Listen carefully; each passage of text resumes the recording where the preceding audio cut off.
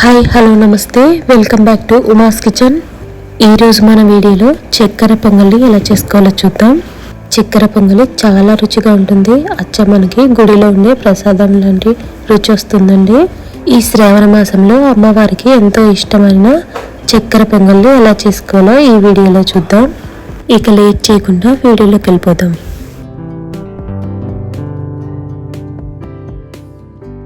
ముందుగా బియ్యాన్ని 1/4 కప్పు వరకు తీసుకోవాలి. ఈ బియ్యాన్ని కొలుచుకోవడానికి 1 కప్పు కొలత తీసుకోవాలండి. 1/4 కప్పు బియ్యానికి 1/4 కప్పు పెసరపప్పు తీసుకోవాలి. వీటిని శుభ్రంగా 2-3 సార్లు నీళ్లు పోసి కడిగేసుకోవాలి. బియ్యం పెసరపప్పు కలిపి 1 కప్పు వరకు కొలత తీసుకున్నాం కాబట్టి 2.5 కప్పులు నీళ్లు పోసుకోవాలి. వీటిని టైం ఉంటే 1 అర్ధగంట వరకు నానబెట్టుకోవాలి. ఇలా అర్ధగంట తర్వాత కుక్కర్కి మూత పెట్టుకొని మీడియం ఫ్లేమ్లో 3 విజిల్స్ రానివ్వాలి. 3 విజిల్స్ తర్వాత స్టవ్ ఆఫ్ చేసుకొని తర్వాత మూత తీస్తే రైస్ అనేది మనకు చక్కగా ఉడికిపోయింది. గరిటతో మరీ ఎక్కువగా కదుపుకోకూడదండి, మెత్తగా అయిపోతుంది. ఇలా నిదానంగా కదుపుకోవాలి.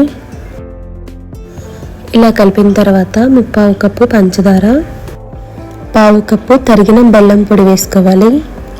తీపి ఎక్కువ కావాలనుకుంటే పంచదార 1 కప్పు వేసుకోవాలి.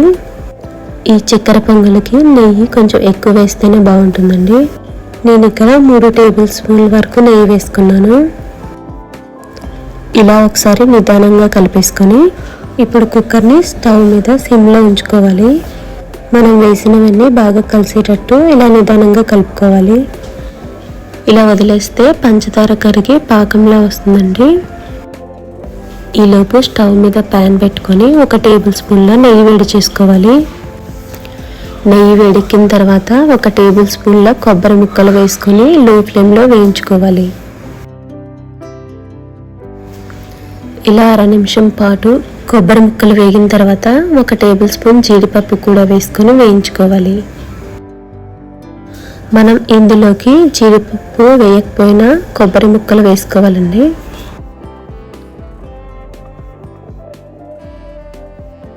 ఇలా జీడిపప్పు కొబ్బరి ముక్కలు లైట్గా కలర్ చేంజ్ అయిన తర్వాత 1 స్పూన్ కిస్మిస్ కూడా వేసుకొని లో ఫ్లేమ్లో వేయించుకోవాలి. ఇలా కిస్మిస్ వేసిన తర్వాత స్టవ్ ఆఫ్ చేసుకోవాలి. ఈ వేడికి కిస్మిస్ వేగిపోతాయి. ఈలోపు పంచదార కూడా పాకం వచ్చి చక్కెర పొంగలి కొంచెం పల్చగా అయింది. ఇలా ఒకసారి బాగా కలిసేటట్టు కలిపేసుకొని మిగిలిన నెయ్యి కూడా వేసేసుకోవాలి.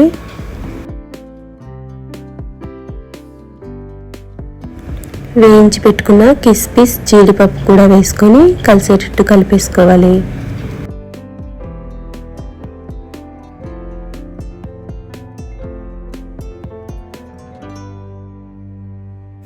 ఇప్పుడు మిగిలిన నెయ్యి 1/2 స్పూన్ యాలకుల పొడి కూడా వేసుకొని బాగా కలిసేటట్టు కలుపుకోవాలండి. ఇలా మొత్తం ఒకసారి బాగా కలిసేటట్టు కలిపేసిన తర్వాత స్టవ్ ఆఫ్ చేసుకోవాలి. అంతేనండి, అమ్మవారికి ఎంతో ఇష్టమైన చక్కెర పొంగలి రెడీ అయిపోయింది. ఈ చక్కెర పొంగలి రుచి కూడా చాలా బాగుంటుందండి. అలాగే తయారు చేసుకోవడం కూడా చాలా తొందరగా చేసుకోవచ్చు. మీరు కూడా ఈ చక్కెర పొంగలిని పండగలప్పుడు చేసి చూడండి. వీడియో నచ్చినట్టయితే లైక్ చేసి కామెంట్ చేయండి.